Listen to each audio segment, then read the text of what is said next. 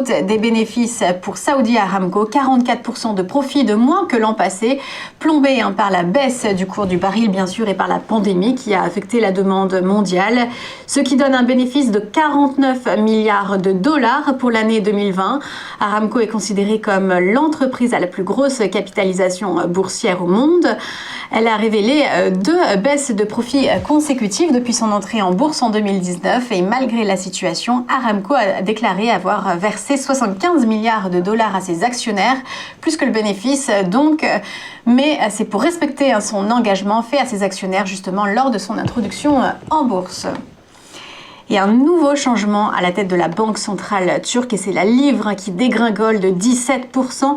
Le directeur de la Banque centrale, un ancien ministre des Finances, a été limogé par Erdogan vendredi soir, 5 mois après sa nomination, dans un décret présidentiel qui n'évoque pas de motif officiel, mais qui intervient 2 jours après un relèvement de taux directeur.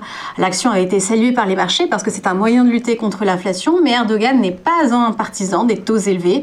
Un nouveau directeur a déjà été nommé, mais le trouble est plus que jeté sur l'indépendance de la Banque centrale turque. Dans un pays confronté à une inflation de 15% en rythme annuel, le ministre des Finances réaffirme ce matin le maintien du régime de change flottant dans le pays.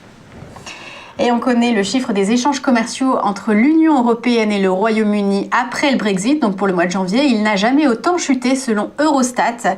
Les exportations européennes vers le Royaume-Uni ont chuté de 27% et celles de Londres vers l'Europe de 59,5%. Des chiffres à mettre en relation avec des baisses d'échanges généralisées par rapport au même mois en janvier 2020. Mais qui se révèlent quand même 2 à 3 fois plus forts pour ces échanges bilatéraux. Et direction les marchés pour voir les derniers chiffres à retrouver sur notre site tvfmedia.fr. Le CAC 40 lâché prise vendredi soir en perdant plus de 1%. On clôturait en dessous des 6000 points à 5997 points. À Wall Street, le Dow Jones cédait lui 0,71%.